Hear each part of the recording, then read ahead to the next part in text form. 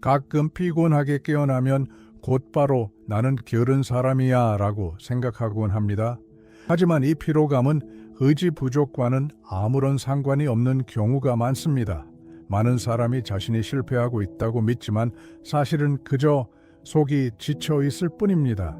몸이 일어나기 싫어하는 것이 아닙니다. 마음이 제대로 쉬지 못한 것입니다. 그리고 자신도 모르는 사이에 게으름은 더 깊은 무언가를 대신하는 쉬운 이름이 되어버립니다. 오늘 들려드릴 이야기는 바로 이에 관한 것입니다. 단순하고 평온하며 스스로를 돌보는 시간처럼 차분하게 듣기 위해 만들어진 이야기입니다.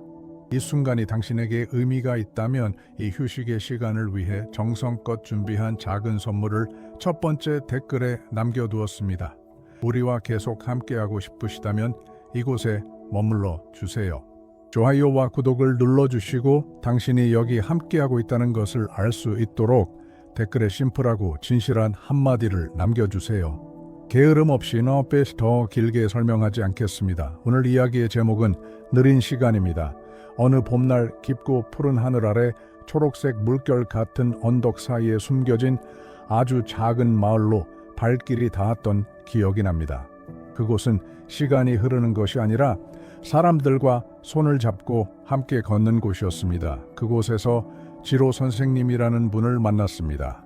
그는 승려는 아니었지만 눈빛에는 산의 침묵을 담고 있었습니다. 지로는 마을의 시계 수리공이었습니다. 그의 작업실은 오래된 나뭇집에 있었고 넓은 창밖으로는 잔잔한 강물이 흘렀습니다. 물소리가 그곳에서 들리는 유일한 라디오였습니다. 나는 여행 중에 멈춰버린 오래된 회중시계를 들고 그를 찾아갔습니다.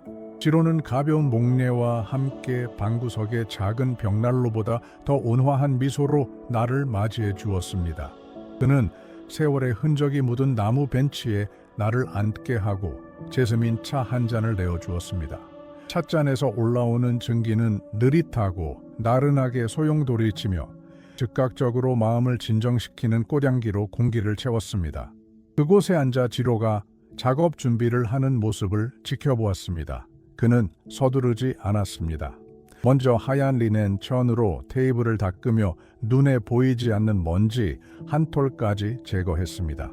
그런 다음 작은 핀셋, 아주 작은 드라이버, 그리고 호기심 어린 유리 눈처럼 보이는 돋보기 같은 도구들을 정리했습니다. 그는 갓 태어난 아기를 안는 어머니에게서나 볼 수 있는 섬세함으로 나의 시계를 집어들었습니다. 그가 부드러운 클릭 소리와 함께 뒷면 덮개를 열자 오래된 금속과 마른 기름 냄새가 우리 사이에 떠돌았습니다. 지로는 아무 말 없이 한참 동안 메커니즘 안쪽을 들여다보았습니다.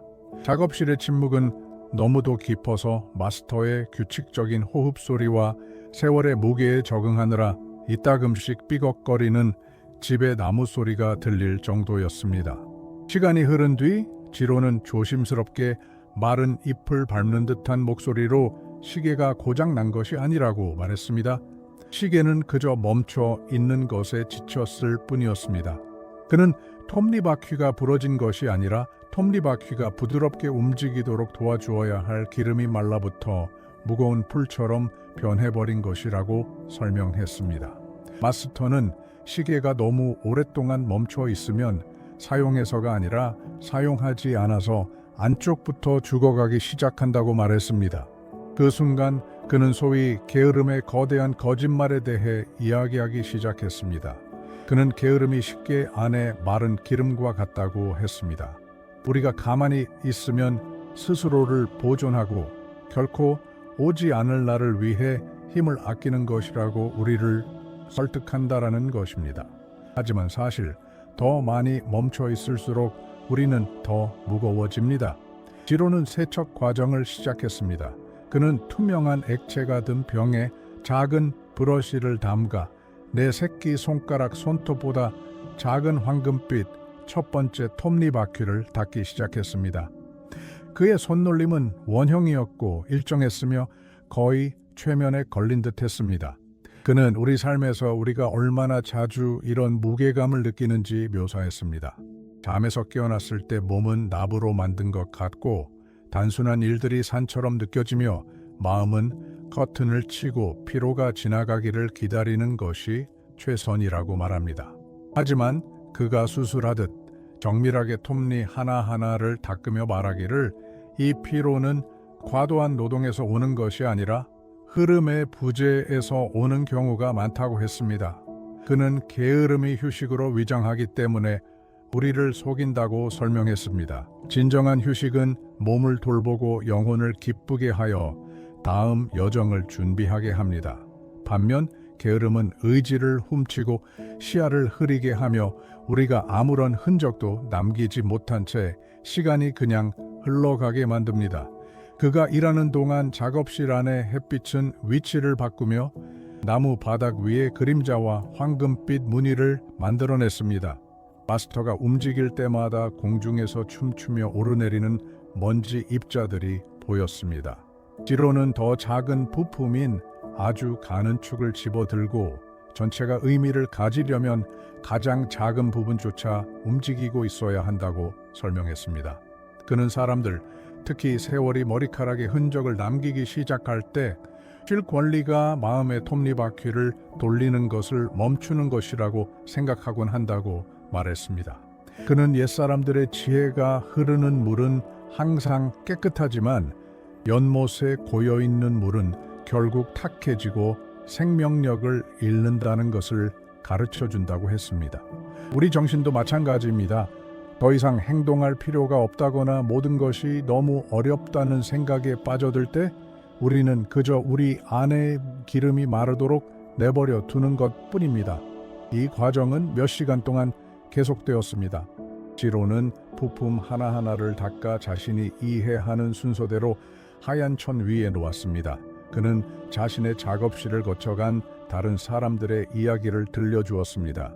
매우 외로워하며 하루 종일 테라스에 앉아 아무것도 하지 않고 그것이 마음을 쉬게 하는 것이라 믿었던 한 노인에 대해 이야기했습니다. 지로는 그에게 향기로운 허브 화분 몇 개를 돌보게 했습니다. 처음에는 노인이 허리가 아프고 흙이 손을 더럽힌다며 불평했습니다. 하지만 매일 아침 일어나 식물에 물을 주고 마른 잎을 따고 싹이 트는 것을 관찰해야만 하게 되자 가슴속에 느껴지던 무게감이 사라지기 시작했습니다. 살아있는 무언가를 돌보는 움직임이 그의 내면의 톱니바퀴를 다시 돌리게 만든 것입니다. 노인은 이제 리듬을 갖게 되었기에 더 이상 피곤하지 않았습니다. 이제는 따뜻하고 편안해진 차를 마시며 그 모든 이야기를 들었습니다. 지로는 시계를 다시 조립하기 시작했습니다. 그는 메커니즘의 전략적인 지점에 거의 보이지 않을 정도로 투명하고 새로운 기름 한 방울을 떨어뜨렸습니다. 그는 바늘을 사용하여 마치 손이 테이블의 일부인 것처럼 흔들림 없는 동작으로 그 일을 해냈습니다. 그는 게으름을 극복하는 비결이 영웅적인 노력이 아니며 극적인 삶의 변화도 아닌 바로 작은 첫 움직임이라고 설명했습니다. 그것은 시계 태엽을 감는 것과 같습니다. 태엽은 밸런스 휠이 진동을 시작하는데 필요한 압력을 제공합니다. 처음에는 저항이 있을 수 있고 금속끼리 부딪히는 소리가 날 수도 있지만 곧 리듬이 잡히고 모든 것이 자연스럽게 흐릅니다. 게으름은 첫걸음을 혐오한다고 그는 말했습니다. 게으름은 우리가 부동의 상태일 때만 존재하는 안개입니다. 우리가 아무리 작더라도 첫걸음을 내딛는 순간 안개는 걷히기 시작합니다. 그가 마침내 시계의 밸런스 휠, 즉 쉬지 않고 왔다 갔다 하는 그 작은 부품을 다시 끼웠을 때 작업실의 침묵은 경이로운 소리로 채워졌습니다. 똑딱, 똑딱, 똑딱. 그것은 생생하고 일정하며 즐거운 소리였습니다. 지로는 미소를 지으며 시계를 내 귀에 가까이 가져다 주었습니다. 그 소리는 금속으로 된 심장 박동 소리 같았습니다. 그는 시계가 이제 자신의 목적을 다하고 있기 때문에 행복한 것이라고 말했습니다. 시계는 더 이상 서랍 안에서 스스로를 아끼고 있는 것이 아니라 다시 세상에 참여하고 있었습니다. 그런 다음 마스터는 나를 깊이 들여다보며 게으름이 사실 고독의 한 형태라는 것을 이해하고 나면 그 누구도 게으른 상태로 남아있지 않을 것이라고 말했습니다. 우리가 무의 속에 고립될 때 우리는 사람과 자연 그리고 우리 자신으로부터 단절됩니다. 마당을 쓸거나 수프를 끓이는 것과 같은 가장 단순한 움직임조차 우리를 생명의 그물에 연결해 줍니다. 오후가 저물어 가고 하늘은 오렌지빛과 보라색으로 물들기 시작했습니다. 지로는 시계 덮개를 닫고 금속이 거울처럼 빛날 때까지 부드러운 융으로 닦았습니다. 그가 내게 시계를 건네주었을 때 나는 그것이 따뜻하고 내 손바닥 안에서 부드럽게 진동하는 것을 느꼈습니다. 나는 다시 기름이 마르는 것처럼 느껴질 때, 즉 아무것도 하고 싶지 않은 마음이 살고 싶은 마음보다 커지는 날에는 어떻게 해야 할지 물었습니다. 지로는 창가로 걸어가 밖의 강을 가리켰습니다. 그는 강이 흘러야 하는지 혹은 피곤한지 묻지 않는다고 했습니다. 강은 그저 땅의 경사를 따라갈 뿐입니다. 우리가 무겁게 느껴질 때 우리는 그저 우리에게 주어진 가장 단순한 의무의 경사를 따라가야 합니다. 1km를 걷지 못하겠다면 문 앞까지라도 걸으세요. 책 한 권을 읽지 못하겠다면 한 페이지만 읽으세요. 집 전체를 정리하지 못하겠다면 찻잔 하나만이라도 정리하세요. 게으름은 우리에게 움직이기 위해 거창한 이유가 필요하다고 속이는 거짓말입니다. 사실 움직임 그 자체가 이유인데 말입니다. 나는 그곳에 좀 더 머물며 밤이 오는 것을 지켜보았습니다. 지로는 호박색의 부드러운 빛을 내는 작은 오일 램프를 켰고 그것은 산에서 내려오기 시작한 추위로부터 따뜻한 안식처를 만들어 주었습니다. 그는 도구들을 꺼낼 때와 마찬가지로 정성스럽게 하나하나 정리하기 시작했습니다. 그는 테이블을 다시 닦으며 다음 날을 맞이할 준비를 마쳤습니다. 그는 일의 끝이 시작만큼이나 중요하다고 가르쳐 주었습니다. 끝맺음이 삶이 계속 흐를 수 있는 공간을 준비하기 때문입니다. 나는 그 작업실을 나서며 수리된 시계뿐만 아니라 나의 몸과 나의 시간을 바라보는 새로운 방식을 가지고 간다는 느낌을 받았습니다. 숙소로 돌아가는 길에 내 발걸음이 더 가벼워졌음을 깨달았습니다. 나는 더 이상 발을 질질 끌지 않았습니다. 발바닥이 길의 돌에 닿는 감촉을 느끼고 나무 사이로 부는 바람 소리를 듣고 피어나기 시작한 밤꽃의 향기를 맡았습니다. 나는 움직이고 있었습니다. 피로가 종종 안개에 불과할 뿐이라는 지로의 말이 떠올랐습니다. 그날 밤 안개는 사라졌습니다. 나는 서두르지 않았지만 멈춰 있지도 않았습니다. 나는 강과 같았고 시계와 같았으며 마스터와 같았습니다. 그 만남 이후로 많은 해가 흘렀고 나는 다른 많은 사원과 마을을 다녔습니다. 하루 종일 돌 정원을 쓸며 정신의 흐름을 유지하는 승려들을 보았고 고령에도 불구하고 그 어떤 금으로도 살 수 없는 만족스러운 미소를 지으며 텃밭을 가꾸는 농부들을 보았습니다. 그들 모두는 지로가 내게 가르쳐준 것을 알고 있었습니다. 게으름은 결국 공허함일 뿐인 안락함을 약속하며 우리의 현재를 훔치려 한다는 것을 말입니다. 삶은 사랑과 관심으로 반복되는 작은 행동들로 만들어집니다. 우리가 도구를 관리하고 차분하게 음식을 준비하고 친구나 식물을 돌볼 때 우리는 우리 안의 톱니바퀴에서 기름이 마르는 것을 막고 있는 것입니다. 종종 날이 회색 빛으로 밝아오고 침대 속에 머물고 싶은 오래된 유혹을 느낄 때 세상이 기다려줄 수 있다고 속삭이는 마음의 소리가 들릴 때 나는 회중시계의 똑딱거리는 소리를 떠올립니다. 지로의 송과 제스민 향기를 떠올립니다. 잠시 눈을 감고 공기가 들어오고 나가는 것을 느끼며 깊게 숨을 들이마신 뒤 첫 발을 내딛습니다. 그것은 그저 차가운 바닥에 발을 내딛는 것일 수도 있고 빛이 들어오도록 창문을 여는 것일 수도 있습니다. 그러면 변함없이 움직임이 시작되자마자 게으름은 정체가 탄로난 것이 부끄러워 물러납니다.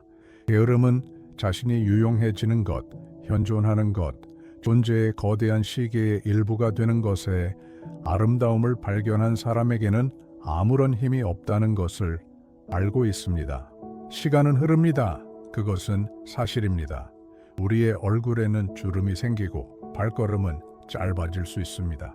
하지만 의지의 톱니바퀴가 부드러운 행동으로 깨끗하고 매끄럽게 유지된다면 영혼은 늙을 필요가 없습니다. 시간과 다툴 필요는 없습니다. 그저 시간과 함께 걸으면 됩니다. 지로는 여전히 내 기억 속에 살아있으며 평화란 움직임의 끝이 아니라 만물의 본성과 조화를 이루며 움직이는 것임을 상기시켜 줍니다. 언덕과 강 사이의 그 마을에서 나는 우리가 가진 가장 큰 부가 행동하는 능력, 무를 유유보로 바꾸는 능력, 손의 수고를 통해 침묵을 음악으로 바꾸는 능력임을 배웠습니다. 게으름은 우리가 연약하며 노력이 우리를 부러뜨릴 것이라고 말합니다. 하지만 마스터는 올바른 노력, 즉 목적이 있는 노력이 우리를 온전하게 유지해 준다는 것을 보여주었습니다. 그것이 우리에게 구조와 광채를 줍니다. 되돌아보면 내 삶에서 가장 피곤했던 순간들은 내가 가장 아무것도 하지 않았던 때였고, 가장 큰 회복의 순간들은 열린 마음과 차분한 정신으로 단순한 일에 온전히 헌신했던 때였습니다. 지로가 나와 공유한 비밀은 내가 새로운 여행을 떠날 때마다, 새로운 만남을 가질 때마다 소중히 간직하려고 노력하는 선물입니다. 게으름은 일하는 손, 걷는 발, 그리고 의지를 가지고 고동치려하는 심장의 진실 앞에서 용해되는 거짓말입니다. 작업실에서의 그날이 끝날 무렵 나는 지로의 눈에 깃든 빛이 밖의 태양에서 오는 것이 아니라 그의 내면에서 나오는 것임을 깨달았습니다. 그것은 몇 초가 소중하다는 것을 알고 시간을 존중하는 가장 좋은 방법은 시간이 우리 안에서 멈추게 하지 않는 것임을 아는 사람의 빛이었습니다. 그가 수리해준 회중시계는 수십 년이 지난 지금도 여전히 작동합니다. 가끔 나는 그저 회전하는 톱니바퀴를 보기 위해 시계를 열어봅니다. 그것들은 여전히 빛나고 여전히 자신의 리듬에 충실합니다. 그리고 시계를 볼 때마다 나 또한 작동하고 느끼고 행동하고 사랑하도록 만들어진 신성한 메커니즘임을 기억합니다. 무위의 거짓된 휴식에 결코 속지 않은 사람의 존엄성을 가지고 마지막 초가 세어질 때까지 말입니다. 삶은 끊임없이 움직임으로의 초대입니다. 계절은 바뀌고 꽃은 피고 지며 물은 상곡대기에서 바다의 품으로 여행합니다. 자연의 그 어느 것도 게으르지 않습니다. 모든 것은 자신의 존재가 전체의 참여에 달려 있음을 알기 때문입니다. 우리 또한 이 춤의 일부입니다. 이것을 이해할 때 게으름은 더 이상 자연스러운 상태가 아니라 우리를 삶의 잔치로부터 멀어지게 하려는 불청객으로 보이게 됩니다. 그렇게 시간과 침묵으로부터 배운 차분함으로 우리는 앞으로 나아갑니다. 우리의 톱니바퀴를 돌보고 우리의 나날을 닦으며 우리가 여기 있다는 것, 우리가 필요하다는 것, 그리고 지혜로운 삶이 다음 단계로 우리를 부르는 것을 멈추지 않는다는 것을 일깨워주는 리듬감 있는 박동 하나하나에 감사하며 말입니다. 떠날 때 보았던 지로의 마지막 모습이 기억납니다. 그는 어깨에 리넨 천을 걸친 채 작업실 문 앞에 서서 강을 바라보고 있었습니다. 그는 다음 손님을 초조하게 기다리지도 지나가는 하루를 한탄하지도 않았습니다. 그는 그저 그곳에 자신의 세계의 핵심 부품 중 하나로서 존재하고 있었습니다. 그의 자세는 고닫고 몸짓은 평온했으며 우주의 모든 시간을 소유한 것처럼 보였습니다. 게으름이라는 환상에 자신의 시간을 단일분도 낭비하지 않았기 때문입니다. 내 마음속에 간직한 이미지가 바로 이것입니다. 삶과 존재함 사이의 균형을 찾은 이의 소박한 존엄성, 그리고 아무리 사소한 일이라도 자신이 하는 일을 사랑하는 것을 멈추지 않는 것이 결코 지치지 않는 비결임을 발견한 사람의 모습입니다. 이 기억은 제스민 차와 같습니다. 찻잔이 비워진 뒤에도 그 향기는 오랫동안 남아 있습니다. 그것은 의심이 드는 추운 밤에 나를 데워주고 낙담하는 아침에 나를 인도해 줍니다. 게으름은 거짓말이며 진실은 우리가 움직임과 창조, 그리고 우리의 보살핌을 통해 세상이 변화하는 것을 보는 기쁨을 위해 만들어졌다는 것입니다. 우리 모두가 내면의 지로 선생님을 만날 수 있기를 바랍니다. 먼지를 닦아내고 톱니바퀴에 기름을 치고 심장에 태엽을 감을 주라는 그분을 말입니다. 그리하여 우리의 시간이 항상 활기차게 작동하는 삶의 부드럽고 일정한 음악으로 채워지기를 바랍니다. 이제 더 가벼운 마음으로 나아가세요. 누구의 도움 없이도 스스로 온전함을 느끼는 데에는 고요한 기쁨이 있습니다. 타인의 인정을 구하는 것을 멈출 때 삶은 더 단순해지고 온전히 당신의 것이 됩니다. 모든 멀어짐이 상실은 아닙니다. 많은 경우 그것은 자유입니다. 단지 혼자가 되지 않기 위해 아픈 곳에 머무는 것은 평화롭게 떠나는 것보다 더 큰 대가를 치르게 합니다. 당신의 가치를 증명하기 위해 관객이 필요하지는 않습니다. 자신의 동료가 되는 법을 배우면 모든 것이 바뀝니다. 침묵은 나를 돌봐주기 시작하고 혼자서도 잘 지내는 법은 깊은 내면의 힘이 되어줍니다. 이 이야기가 당신의 마음을 울렸다면 댓글에 나는 편곤합니다 라고 남겨주세요. 그리고 첫 번째 댓글에 고정해 둔 선물도 잊지 마세요.